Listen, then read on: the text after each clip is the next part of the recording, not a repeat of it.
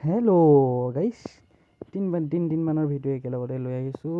এতিয়া প্ৰথম দিনৰ কাৰ্যসূচী এয়া। ৰাতিপুৱা উঠি গৰম পানী এয়া কৰি আছোঁ। গৰম পানী লৈ গৰম পানী খাই বৈ পিনি কি কৰিম মই নিজেই নাজানো। কাৰণ মোৰ আজি এইকেইদিন মানে ইমানেই কাম হৈছে, কোনদিনা কি কৰিছোঁ মই ভালকৈ নিজে বুজি পোৱা নাই। তো এফালে দেখিছে, এফালে এপাহ গোলাপ ফুল ফুলি আছে। সেই গোলাপ ফুল পাহ মানে আমাৰ বাগানখনৰ ফ্ৰণ্টতে ৰখি পিনি মই গৰম পানী খাই আছোঁ। এইফালে আমাৰ ফুচুৱে মোকে চাই পিনি কিনো ভকিছে তাইহে জানে আৰু গম নাপাওঁ দেই। গেছ কি কৰিব, মোৰ জীৱনটো এনেকুৱা হৈ গৈছে। এইফালে দেখিবলৈ পাইছে আমাৰ বাইদেৱে লৈ আহিছে মোক মেডিকেল। তো ইয়াৰ পৰা চাউল নিব আহিলোঁ। চাউল নিবলৈ আহি পিনি ঘৰ পালোঁহি। ঘৰ পাই পিনি দেখিছোঁ নহয়, মই বাকলি গুচোৱা পিঁয়াজটো লিখা হৈ ল'লোঁ। বাকলি গুচোৱা পিঁয়াজটো লিখা হৈ পিনি মই যাওঁ এতিয়া বৰ্তমান গোগামুখলৈ। আচলতে গোগামুখলৈ কাম অলপ আছে, কামখিনি কৰি আহোঁগৈ। তো ওলাই আহিলোঁ গোগামুখলৈ বুলি। এইফালে দেখিবলৈ পাইছে মই ডাকঘৰ পালোঁহি। গোগামুখ যোৱাৰ আগত ডাকঘৰত বস্তু অলপ আছিলে ল'বলৈ। চ' লগৰ এটাক ক'লোঁ, তই মোক থৈ আহিবি, মোৰ বাইকখন তহঁতৰ ঘৰত থৈ যাম বুলি। সি মোক থ'বলৈ আহিলে, কিন্তু থ'বলৈ আহি পিনি ক'লে যে চিলিণ্ডাৰ লৈ যাম বুলি। মানে তাতো কাম কৰাবলৈ নেৰাব। এফালে গোগামুখ পাই পিনি গোগামুখ ঘূৰিবলৈ হ'ল। তো দেখিছে এইখনেই হৈছে গোগামুখ চাৰিআলি।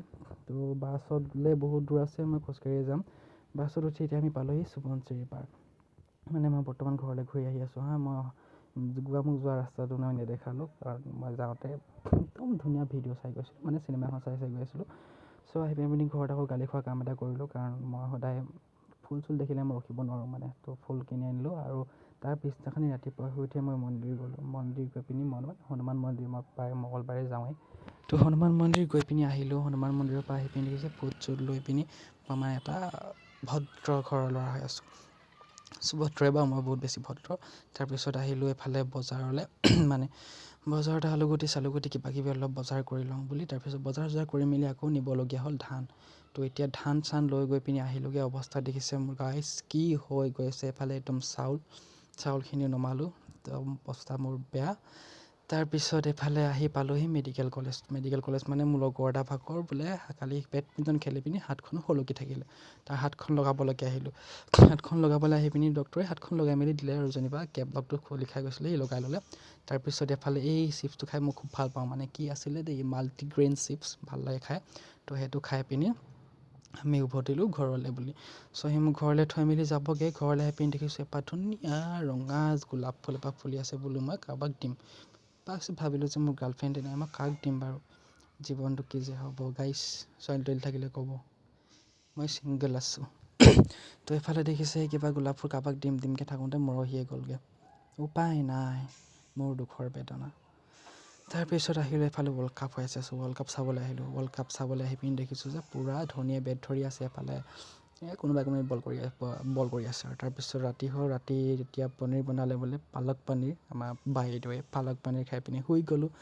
তাৰ পিছদিনাখনি ৰাতিপুৱা শুই উঠি মুখত দেখিছে নহয় এটা ছিগনেচাৰ চুবাই আছোঁ।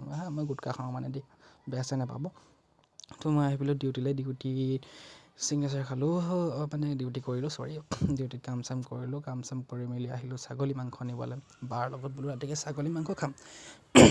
তো এখন দেখিছে বজাৰখন বহুত ডাঙৰ বজাৰ হয় একচুৱেলি, বুধবৰীয়া বজাৰ, আমাৰ লীলাবাৰীৰ ওচৰত বহে।